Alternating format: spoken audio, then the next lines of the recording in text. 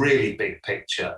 And you wrote a phenomenal article about the really big picture because you've lived in a digital world, right? I never lived in a digital world. Yeah, I played arcade games and I grew up on Space Invaders, but it wasn't the same way. We didn't interact with each other in games as much. You've lived in a digital world. So what, I know it's a difficult question, but lay it out on us. Where do you think this is all going? Because you've got a very complex, nuanced idea. Mm-hmm. Absolutely. So yeah, I mean, obviously you use the word metaverse. Increasingly, people are familiar with that term. But what do you mean by it first? I actually have a definition that I usually whip out, but I mean, I'm going to fail if it's off the top of my head. But so the metaverse I define as a persistent live digital universe that affords individuals a sense of agency, social presence, and shared spatial awareness, along with the ability to participate in an extensive virtual economy with societal impact. I always point out that that last part is borrowed from Tim Sweeney directly, who's the founder and CEO of Epic Games, the builders of the Unreal Engine, which supports most large, graphically intense video games out there, as well as Fortnite, which most people will be familiar with by now. But effectively, even since kind of the early 90s and late 80s, there was this idea with popular with sort of sci-fi authors like Neil Stephenson and William Gibson at the time as well, of us evolving into this shared, persistent virtual world where hundreds of millions or billions of people will live simultaneously. This is the Ready Player One world. It is, exactly. I mean, that's an incarnation of it. It's one that if you're to scrutinize, it's probably not one we want in many respects, and it's also the reason why all of this tech becomes really interesting to this stuff. But the broader idea is just that we're going to continue to sort of evolve as a digital species until the point where a vast amount of value is sort of created and consumed in digital worlds. They will, to some extent, the nature of our sort of interpersonal interactions within these virtual digital mediums is also going to evolve to the point where, we can at least with reasonable efficacy replicate like your dominant social cues, eye contact, body language, facial expressions, that stuff's all coming. But I mean, that's obviously an idea that's always excited me enormously. It's an idea that, to my mind, is a total inevitability. And it's also an idea that, as many rightly point out, like we're already seeing the early instances of that, right? I mean, a lot of the things that are kind of described in that, parts of them happen in a rudimentary form already. Obviously, COVID is a big sort of catalyst for some of these trends, like more and more people are spending more time digitally. But for me, there's this sort of inevitable intersection with decentralized networks and all of these technologies coming out of crypto. And I mean, effectively, these tools that we now have in terms of building these robust, decentralized sort of networks that can replicate some of the functions that either currently exist around finance. Obviously, we're seeing with sort of Bitcoin and stuff, but we're beginning to see built off platforms like Ethereum, us be able to replicate some of the applications from Web 2, but not beholden to these sort of Web 2 business models anymore. The value extractive, ad driven, often sort of exploitative business models that underpin Web 2. And I mean, that's the really exciting part for me, is that with these new tools, we can actually build towards the Ready Player One world, where it's not, the Oasis isn't owned by a single company, rather a decentralized network supported by how many millions of computers around the globe, and where there isn't sort of, I mean, obviously the loyalty centers and whatnot in Ready Player One aren't exactly a world we want to get to. But yeah, sorry, go ahead. So what you're thinking is, as we spend more time immersing in a new digital world, that we end up creating value, exchanging value, earning, all within that world. So it doesn't necessarily have to exist in the physical world at all. And there's an equivalence between physical value and digital value. I guess that's where you're seeing this all going, right? Absolutely. And I'd argue that, like, at least for me and some of my peers, like, they're already growing up with the vast majority of their net worths or whatever in natively digital value, in value that would actually be difficult to pull into the real world and like fiat currency. You know, there's like frictions associated with some of that. I think there is an entirely new generation that are growing up where that concept of like digital value is just super intuitive, and like it's almost weird to like draw a distinction between like physical and digital there. I mean, I know, you know, the vast majority of you know, sort of people I've grown up playing games with, my brothers, whatever, take enormous pride in the, albeit in a video game, or albeit some, you know, crypto collectibles through NFTs now, or you know, a portfolio of sort of investments you built yourself in crypto. Now people take like enormous pride in those, and yeah, they obviously are purely for digital. me, it's no different than the fact that I will overpay for a T-shirt because I want to buy it from a particular designer. You know, it's probably worth $2 to make, but I'll pay 50 because I want to affiliate myself with that brand. I mean, that's as ridiculous as a human trait, and an equivalent human trait to doing the same digitally. Why would you not? If you're representing yourself in the digital world, whether it's clothing or whether it's anything else, whether it's a sword in a game or whatever it may be, it's the same trait. Just because it's digital doesn't make it different, I think. Absolutely. I mean, yeah, there's that, you know, social signaling component of any of that. It's like quite, in terms of like, you know, evolutionary psychology or whatever, it's very easy to sort of explain around that stuff. We understand what the motives are very well. And it's like, yeah, why wouldn't those behaviors translate into the digital realm? And what about when you get into a digital realm where it's not just you're maybe in a room at a dinner table with 10 of your best mates, but all of a sudden that social signaling, you know, anyone can view your wallet. You have this infinite leverage that comes with the internet, and whatever you've decided to put value into because you want to, you know, signal socially or whatever. I mean, that can now happen at mass scale. You know, millions of people could look at your inventory or your avatar or whatever's equipped. So I think not only do these things translate into the digital world, I actually think they're in some respects amplified by it. Now, people are also earning money in the digital world. How are people doing that these days? Because that's already developing. There's an economy, a full digital economy going on, right? Absolutely. And I think people, so yes, there's loads of activity happening in the sort of crypto land, which I'll get onto in a sec, but I would preface it by saying, like, you know, even going back to the early noughties with gold farming and video games. I mean, I mentioned myself with RuneScape and stuff. That stuff's been going on for years. And like, I mean, these are huge operations across RuneScape and World of Warcraft. People that run these gray markets doing, you know, I mean, Counter-Strike Go skin trading was huge. I mean, right now you could log into player auctions and buy a Fortnite account with whatever kind of, you know, items you want on. And all of those are sort of managed by a middleman or whatever. These behaviors already exist, despite the fact that they happen in a game environment that is adversarial to those activities, right? If you get caught, you get banned. You're forced to trade out of the game ecosystem. You risk getting scammed. You might be lucky with your middleman on player auctions, but there's all of these threats. What we now have with crypto is like, so the big unlock with NFTs for me, with non-fungible tokens, is this idea of, you know, a universal digital representation and ownership layer.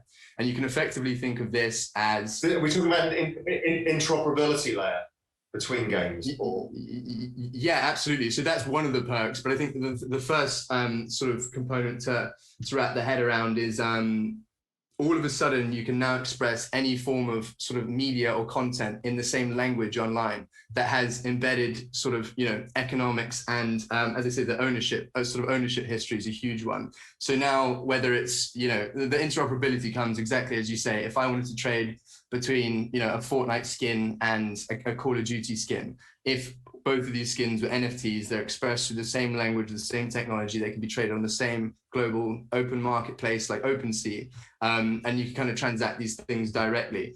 It obviously collapses sort of huge barriers around the way that these activities currently manifest. And I mean, already we're seeing obviously games like Axie Infinity you'll be familiar with. You know, these guys are pioneering the whole play to earn game genre. It's a whole new sort of business model whereby, as I mentioned, that desire for, you know, on the one hand, one person's kind of performing work within these virtual environments, right? People will train up accounts that, like the gold farmers, they often do power leveling as well. They'll log into an account, they'll train it up, and then they'll sell it.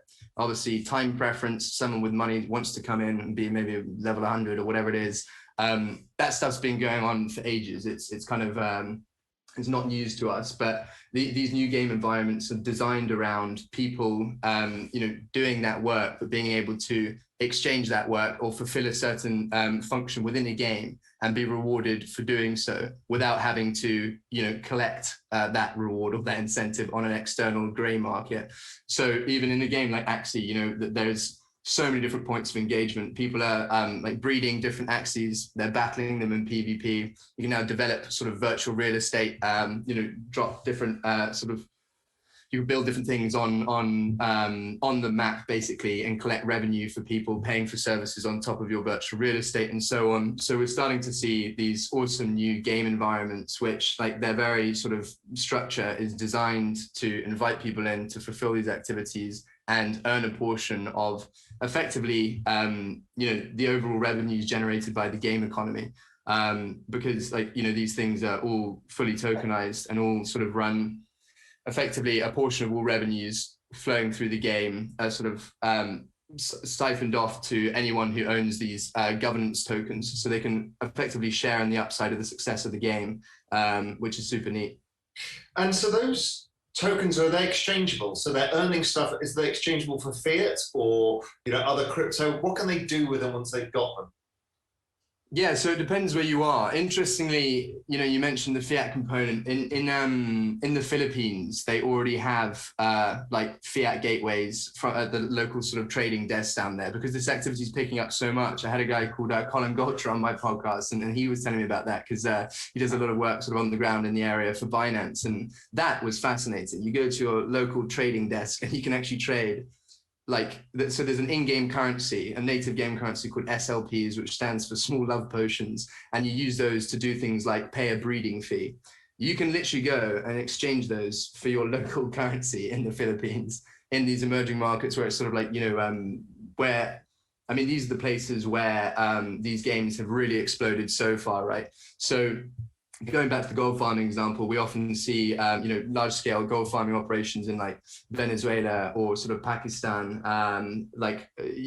places that kind of capitalize upon this concept of virtual labor arbitrage. And I mean, as a result, this sort of these play-to-earn economies have already shown most appeal in some of these similar kind of markets, and that's why the ecosystem is almost end to end there, around the in the Axie instance, and you can go and just cash out straight to fiat or whatever. But most of these people aren't doing that. Most of these people are reinvesting into the game economy, which is super neat to see. So we're seeing people now saving, creating wealth and saving digitally in a digital world, and they don't necessarily bring it out because they have more use cases for it in the digital world. Absolutely, yeah, it's wicked to see. And then we're seeing. And is there a yield curve and stuff on some of this stuff? Outside of what we're seeing in Ethereum. Do you get paid to hold certain stuff or to lend it out or whatever?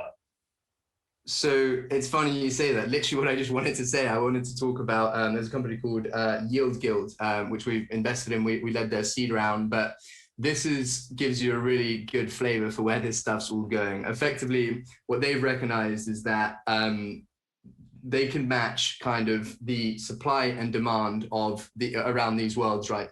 So effectively, some of the really high-end Axies with which you can, again, deploy in a game and fulfill a certain function in order to earn reward on it, right? And participate in this play-to-earn economy. The better your Axie, the greater the likelihood of generating a higher yield, right? Because if you're battling it, you're going to win. If you're breeding it, its genes effectively are really worth a lot, and so you could earn lots of money doing that.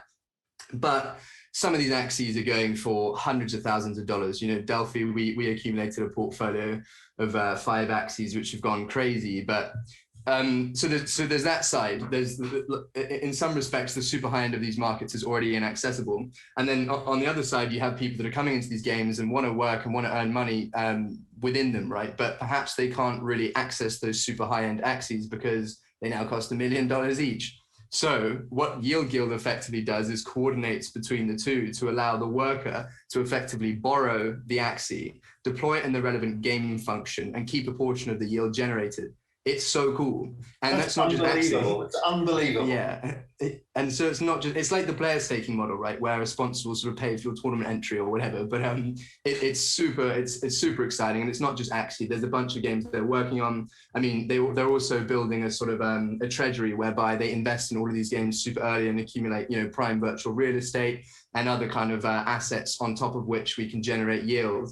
And I mean, Yield Guild's kind of the first player to a lot of these games, effectively brings in a well-structured, like polished community to start, you know, being a major force in all of these different virtual game economies. It's awesome. Is anybody creating yield from real estate on these yet?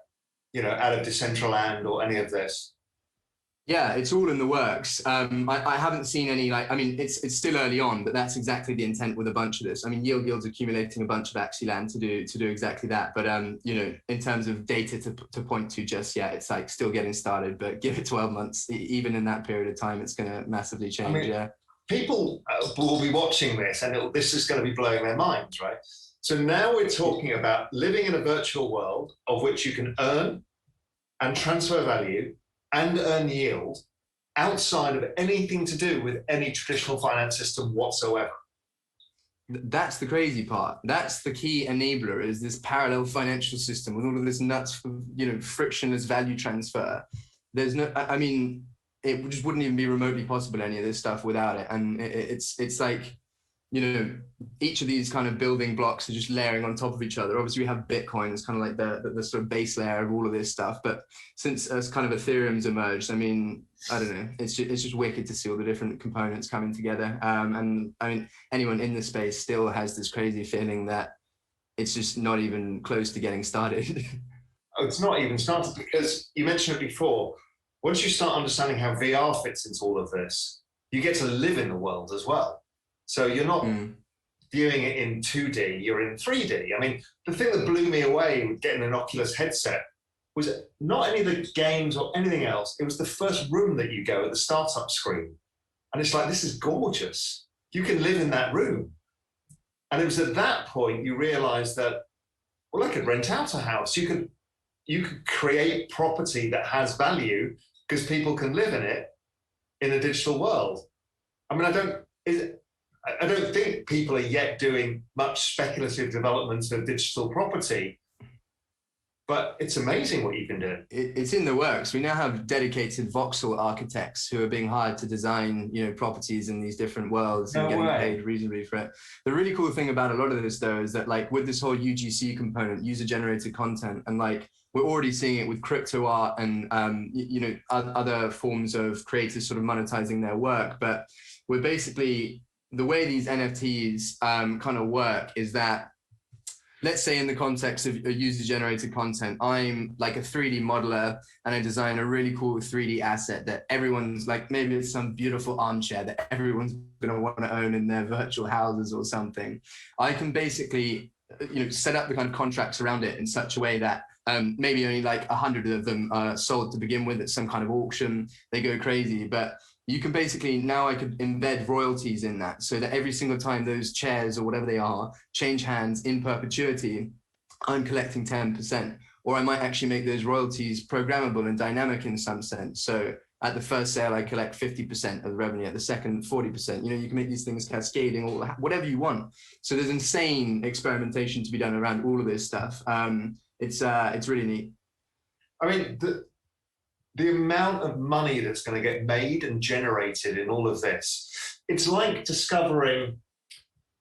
Russia in 1990 came onto the world with the world's largest amount of commodities, and they basically just gave them away to people, and everybody became a billionaire. And what you've got here is there is an enormous land grab of opportunity that's gigantic. You know, people are used to spending their time doing certain things to create an income or a yield or whatever it may be. And this is saying, actually, you don't have to do any of that. You can do it completely differently in a parallel universe, and it's going to be equally as applicable. Absolutely. And it's like, and these things are just infinite in scale. To actually produce a lot of these things, you know, it's all like zero marginal cost of production for all of this digital stuff if you want to issue as many as you do. And and they last forever. I mean, they're completely durable. You can start thinking about things really differently. There's no maintenance. If I start building this community here in this particular sector of this particular virtual world that I have conviction in, you know, you can start thinking on 10, 20-year horizons in a digital sense. Like, think about building a company or a collective or a community or a DAO as they manifest, a decentralized autonomous organization in crypto that, you know, you can seed with the hope that it's still around in like 30 years. Like, I don't know, I think it really changes the mindset around a lot of this stuff too. Yeah, because it's almost like rediscovering the Americas again, or whatever it may be. You've got a promised land. Now, does it work? Does it not work? You know, who knows? There's always risk. There was risk in being a frontiersman going to the United States or Australia.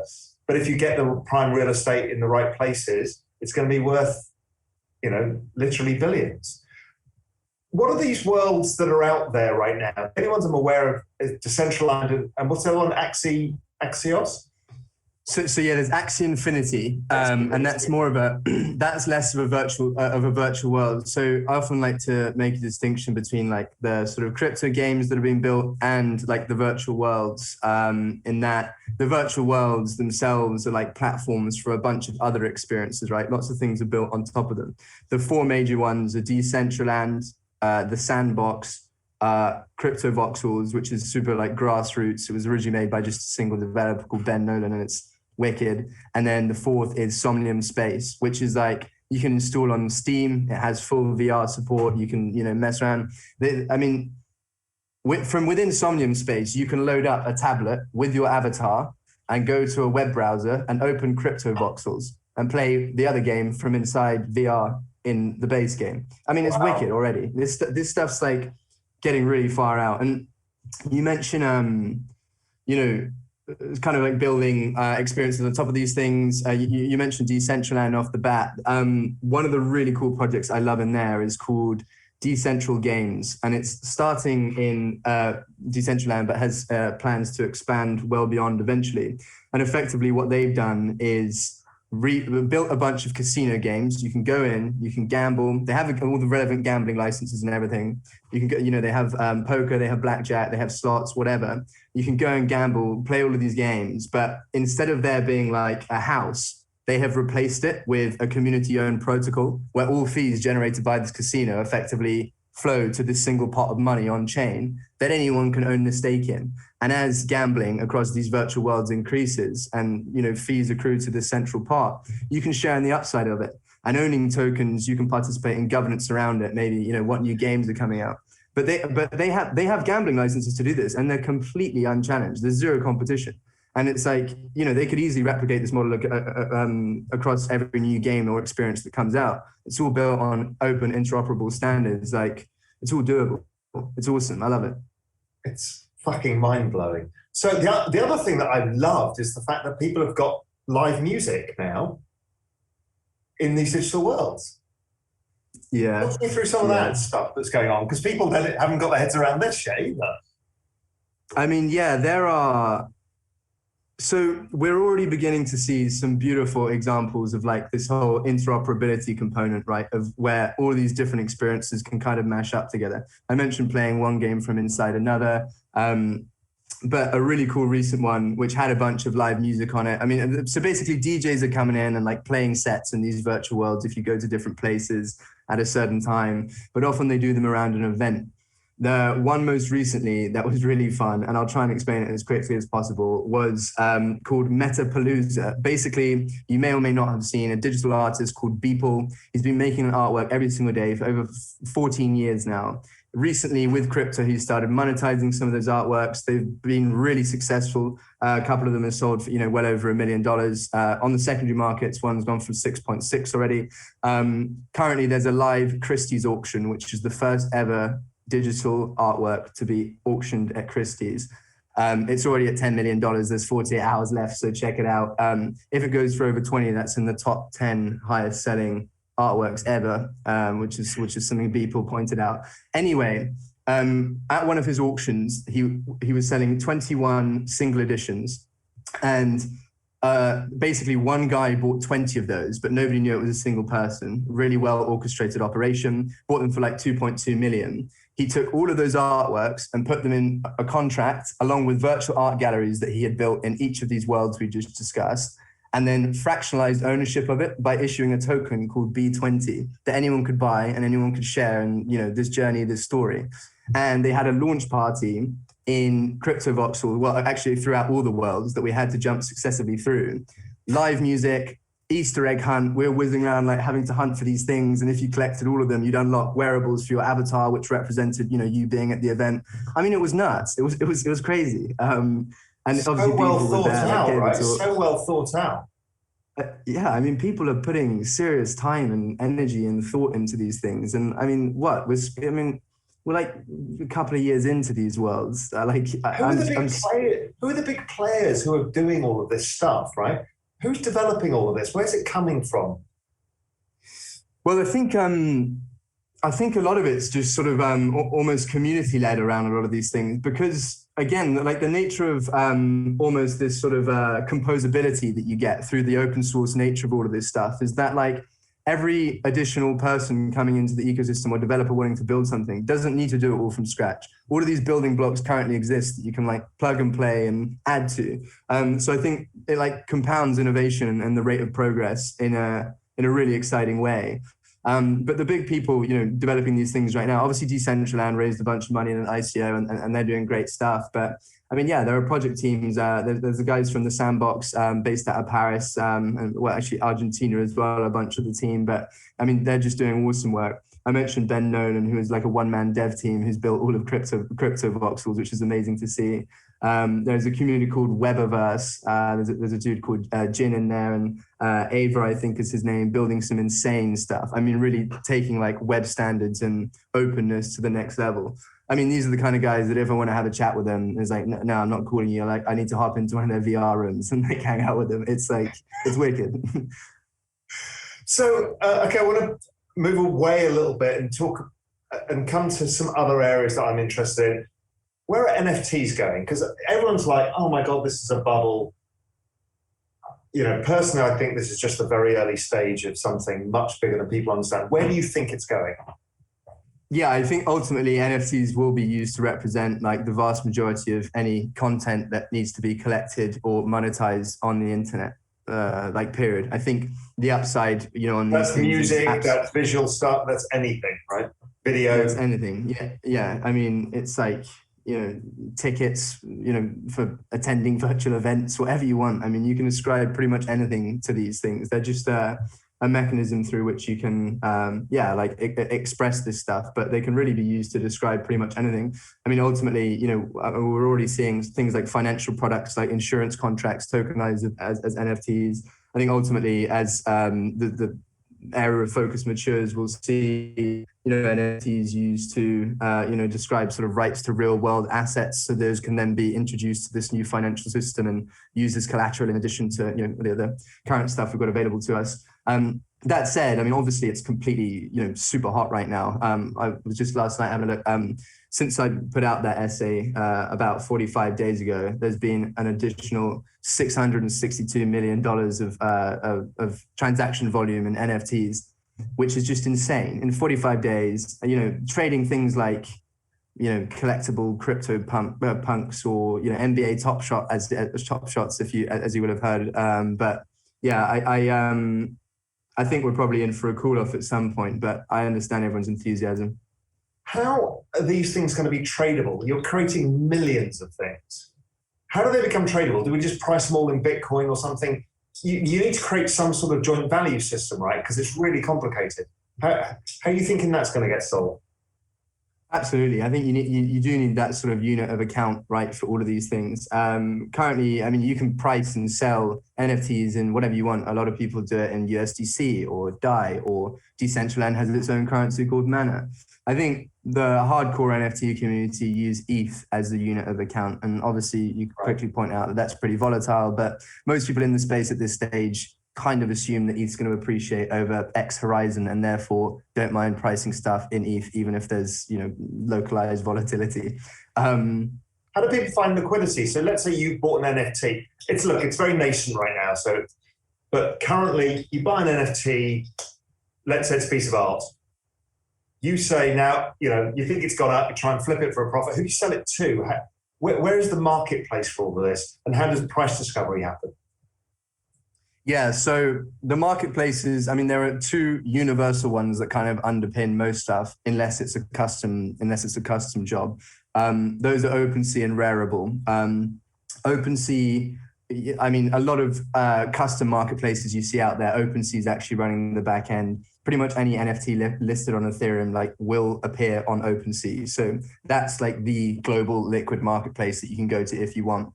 But as NFTs grow in a variety of application, we're seeing trading venues for these things fracture. So the early example that's really developed relative to other categories is art.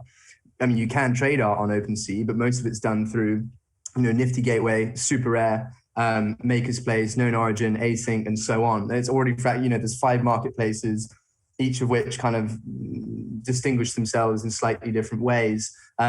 We'll see the same happen for game assets. There will be a huge global game marketplace that emerges where, there's most of the buyers and sellers for that particular style of NFT are there. But I think we'll see that broader landscape fracture into really specialized niches, like sort of custom front ends to the broader protocols. Again, these things exist on Ethereum. So anyone that plugs into Ethereum can see all of the assets on there and trade them. But it's just, again, about that contextualized front end. So that's a kind of trend that I expect will keep playing out. In terms of liquidity on them, at the moment, obviously it's super frothy, but all this stuff's highly subjective in terms of what's going to be sellable or whatnot. People claiming that there's that much method to the madness, I'm sometimes skeptical of. But because NFTs trade hands so infrequently, they are hard to price, right? These super high-end NFTs often won't really have, they definitely don't have any sort of form of liquid price sort of price point. But we're seeing things I mentioned the fractionalization component already. As people fractionalize, whether that's a sort of index fund, a basket of assets that, for example, represent the floor price of a particular category of NFT in a particular game, that's one way to get a liquid price. We're seeing sort of appraisal games emerge. There's a protocol called Upshot that's been built, which is super interesting.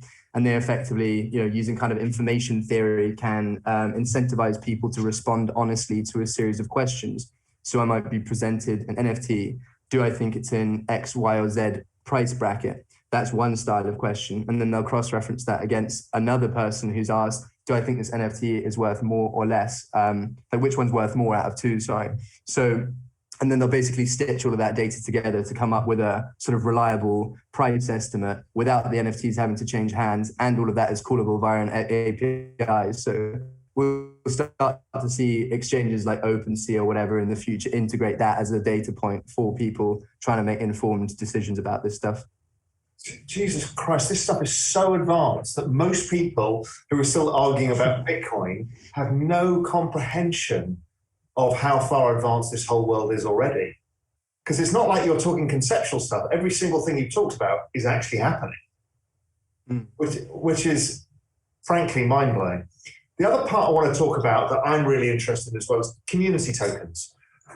People are starting to realize that you don't need a middleman in the middle of communities.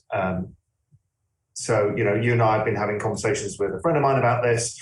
How do you think this whole community thing plays out, the power of community and what that means? I think it's enormous. I think it's twofold. From the creator or whoever kind of hosts. Let's use the creator example, right? If you're a creator, you now all of a sudden have this wicked, very direct method of monetizing your audience. You can either sell them limited edition NFTs, or you can issue, as you say, these a sort of social token, which represents a share in your kind of fandom. That token in terms of core utility, in terms of stuff that's already developed, that might, for example, I buy 1,000 RAL tokens. I log into Discord. You have a Discord channel where most of your community is.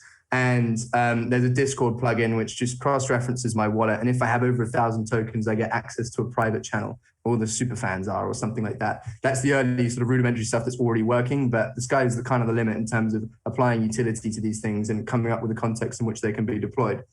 And then the flip side is the fan, right? All of a sudden, these people are given a mechanism through which they can participate in the success of someone they love economically, as well as in a community sense. I think the kind of strength of the relationship is just, massively sort of amplified in that people feel genuinely aligned, beyond just like following and retweeting and stuff. They feel like they have a stake, a share in the upside. They feel like they have actual sort of ownership, partial ownership in that community. And therefore their sort of willingness to preach and evangelize and engage others and ensure the success of that creator. Yeah, you create network effects. You encourage network effects. Absolutely. And like the big problem that's still a bit unclear around like being able to buy directly into the community tokens aspect is like, sort of securities law, and at what point, if you're sort of buying those things with an expectation of sort of them appreciating, like that stuff's a bit murky. Currently, people are getting around that by effectively the way fans earn those tokens. They don't buy them, they earn them effectively. So it might be retweeting or liking. I mean, you can be very generous with the distribution of those tokens, but that's kind of the way around it for the time being. But yeah, I mean, because it kind of blows apart the advertising. It blows apart the advertising model, which is something you talked about before, right? Because now you're creating a direct value system between the creator and the community. They both benefit, and within it is no need to sell them anything necessarily. You don't even have to sell an NFT. And even an NFT is not a third-party brand getting in the middle of the conversation. Absolutely, yeah. And like you see that all the time of, these big social platforms that just sit in the middle of that, creator audience interaction and accrue the vast majority of the value. I mean, monetization in the music industry, for example, it's horrendous. It's criminal unless you're in that top percentile. It's terrible. And the same is true, in esports or for a lot of streamers. I mean, like that's just the way that these Web 2 platforms have been constructed. But absolutely, there's a viable monetization sort of alternative now that's like a win-win for the creator and the audience, just not the Web 2 platform. There's another final one area that I'm thinking that is going to get hugely disrupted in all of this is education. Because when you think about that virtual world, I mean, education has already been disrupted by video. But, one of the experiences people complain about is they can't hang around with each other in video. But Gen Z, everybody hangs around with each other on games anyway. Mm-hmm. So virtual universities are a shoo-in, right? They're definitely going to happen. Because you can create a perfect environment where you scale lecturing to millions of people at high quality. You get to meet other students. You get to, grow up within the university environment without ever having to go there. Well, I 100%. I think it's twofold. On the one hand, there's like the economics of it, and on the other hand, it's like the actual nature of learning too. And I'll get on to that one at the second. But in terms of the economics, I mean, all of a sudden, again, with these more direct sort of monetization mechanisms, you can see a world in which, effectively the market decides. You basically end up with like the top 10% of teachers in the world teaching 90% of the world's kids through one of these platforms. It's very meritocratic. Paid like rock stars. And they'd be, tens of millions, hundreds of millions, as they should. And then the second component, which is what's enabled by VR, but I feel is like relatively unexplored still, is there's an entire subset of kids, of people who have grown up and haven't felt that well like represented by the sort of education system, or felt like it really pushed them in the right way. Obviously, everyone learns in a slightly different manner. Like, I think this concept of kinetic learning with virtual reality is super interesting, whereby all of a sudden we can begin to design experiences that through motion, actually you can physically learn to do something, be that an actual, sort of motor skill or something that benefits from that, or whether that's like actually physically walking through some kind of environment that's teaching you something that, doesn't rely on any sort of motor function or whatever. I think that component's super interesting too. I'm really excited to see where that goes. There was the funny example recently that I saw on Reddit when Half-Life Alyx came out. This hotly anticipated game. Half-Life 3 has been a meme since I was 6 years old, and it got teased like 2 years ago, and it came out in VR. It was awesome. It's the only game to ever get in the top 10 of Metacritic. That's a VR game. Anyway, some teacher with COVID realized that in one of the levels there's like dusty pane of glass, and decided it would be interesting to teach the remote lectures by using his finger to just like draw on this dusty window in Half-Life Alyx and like teach the whiteboard lectures that way. And it blew up obviously on Reddit. It was super cool to see, but that's like a once removed version of the stuff I'm talking about. But obviously that appeals to kids way more, and they find it cool, and obviously it's going to engage them more. So I think, yeah, huge potential here that I'm super excited for. It just made me think of another area that I don't know enough about, esports. How's this all developing as well, fitting within this whole kind of crypto digital framework? Yeah, well, I think esports is a super interesting one, whereby like the sort of monetization of that industry is like not great. And I think for a lot of the players around that, again, or players or the big sort of influencers and streamers in there, like some of the same problems that we see perhaps in the music industry kind of exist. So I think absolutely we're going to see people move into this more creator economy, do drops, monetize their audience, build cooler ways for fans to participate in them as kind of a stars, if you like. But I still think, esports still has an enormously long way to go. A lot of people don't quite appreciate like the viewer numbers of esports now. I think it was like with the League of Legends final beating the Super Bowl viewership and stuff. It's like, it's like hundreds of millions of people watching something. And also, I'm just thinking that as there's a whole massive and growing exponential community of people who live digitally and have digital savings, then people will digitally attend sporting events. So you're going to change the entire pricing dynamic by taking it away from how it's being monetized now by external brands and entirely monetize it digitally natively. Absolutely, yeah. And I also just think like the types of sports we see, I think there's a word for it. Maybe it's super sports or something people call it already. But like as and when virtual and augmented reality fuses with conventional physical sport, we might be able to create all of these insane new sports where people would still go to a stadium, but everyone's got an AR overlay, and when a point is scored, there's like explosions or something. I don't know what. You can have a look at Rocket League to get an idea of what I'm thinking, but in the flesh, it would be pretty crazy. I think, yeah, that side of things is super exciting too. So to bring it back to a world that any of us can get involved in, how the hell do we invest in this? What I'm listening to you is, look, my bandwidth is not big enough to find all of this stuff, right?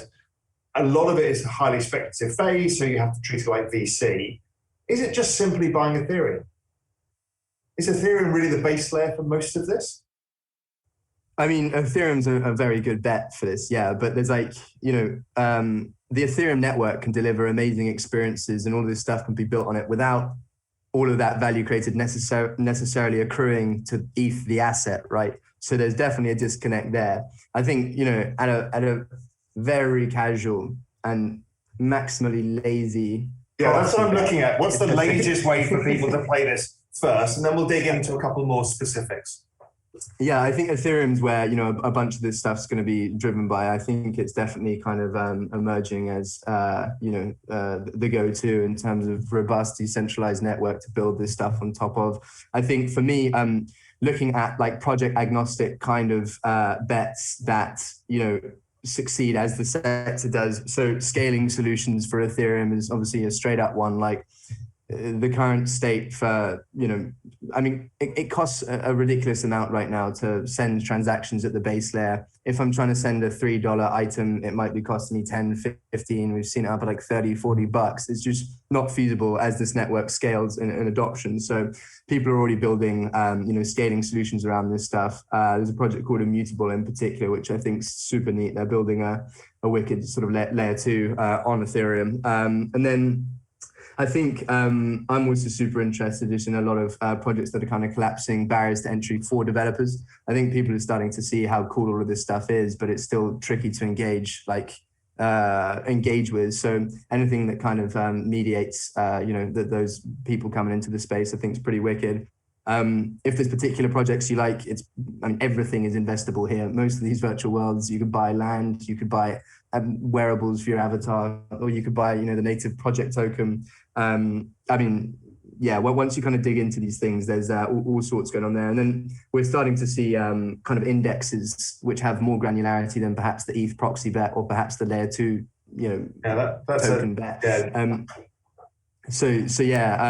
I think the actual infrastructure for indexing is still relatively undeveloped. There's a few projects out there doing a great job, but they don't the index composition, if you like, is limited to floor price assets for whatever category you're talking about.